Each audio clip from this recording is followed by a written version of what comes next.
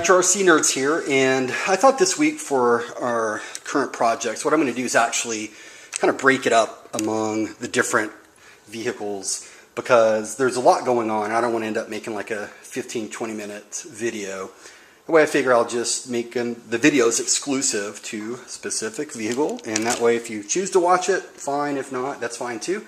This week will be, and I'm going to do one probably every other day or something.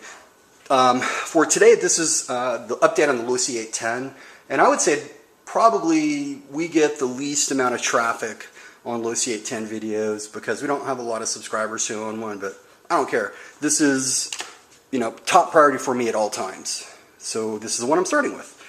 All right, so here's what we have going on. The new body I got for it. I actually had it professionally painted. Man, this guy did an incredible job with it.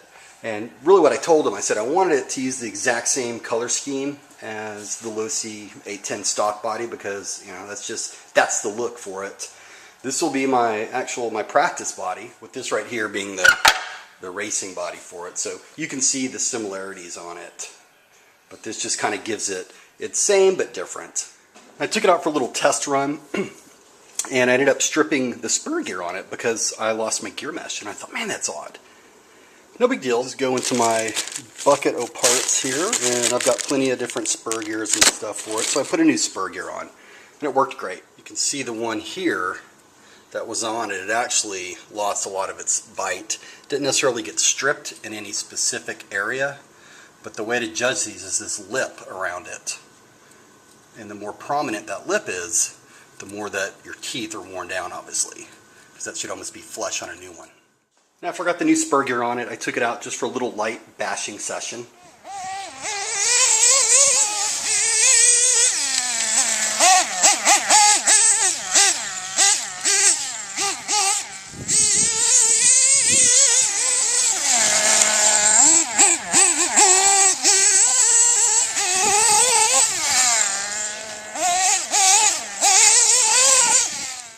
And for those new to our channel, the thing you want to understand is I've rebuilt this quite a bit, and I've turned it into a racer.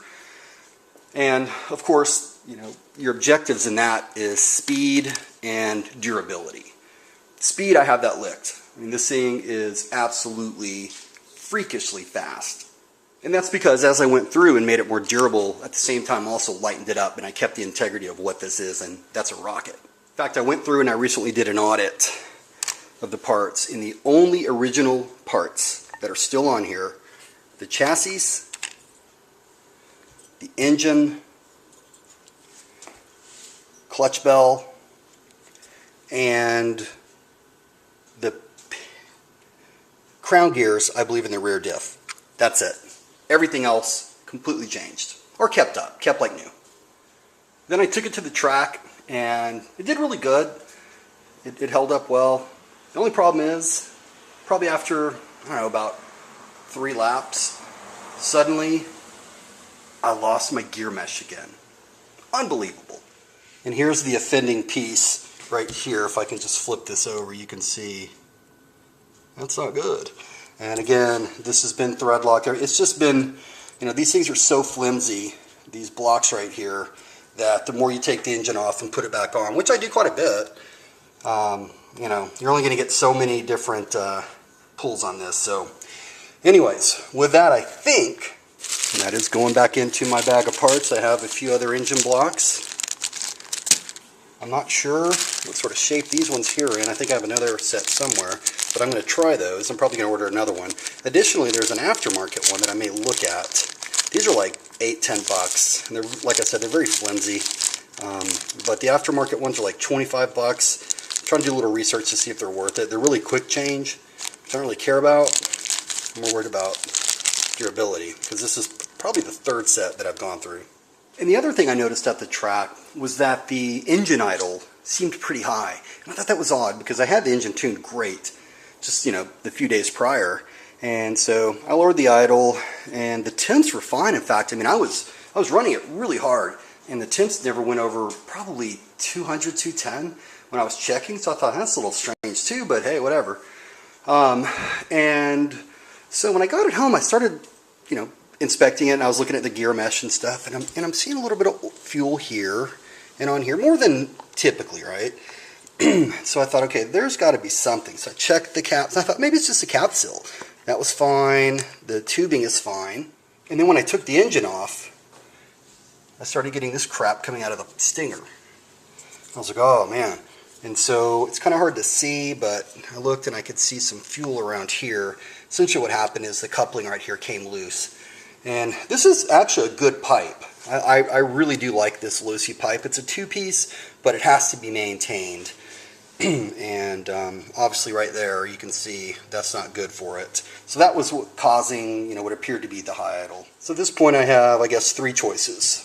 First would be to fix this here. Second would be to go back into my bag of parts here. And I got another pipe here, and this one's in really good shape. And the third would be to put another pipe on it, such as perhaps this Dynamite 086 right here.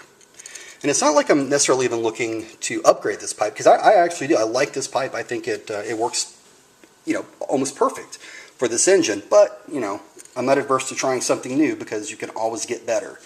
I'm fairly confident I can get it to fit, and I don't think I'd have too much of a problem getting it to fit on the chassis either. I think I'm just going to go ahead and probably fix this one here, just tighten it up. It's not like the pipe is, again, I don't run this and think to myself, man, I wish I had a different pipe on it. I know a lot of folks run that R11 pipe with this engine here, but again, it does what I want it to do, so I may one day just try another pipe just for the hell of it to see what sort of performance increase I get, but for now, I'm just going to fix that. Clutch bell on here is fine. It's steel, so it wasn't affected.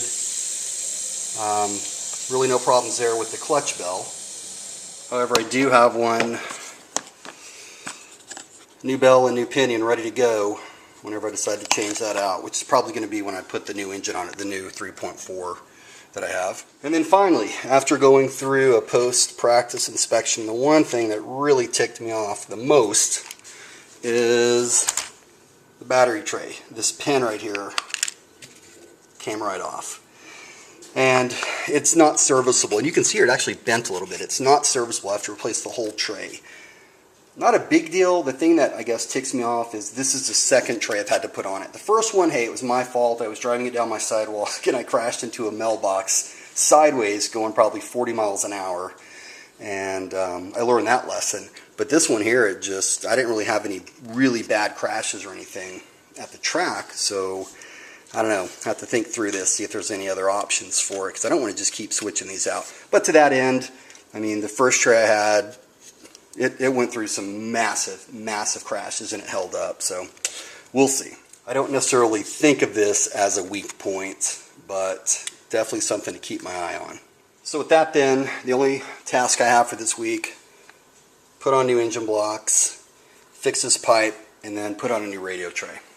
Other than that, we're going to keep rocking and rolling with this. Thanks so much for watching, guys. Have a great day. Later this week, we're going to show you some updates on Losi 8.2.0, Big Bertha, Mugen right here, and all the other wonderful vehicles, including the Savage. We've got some very interesting stuff going on with him. All very good stuff. Have a great day.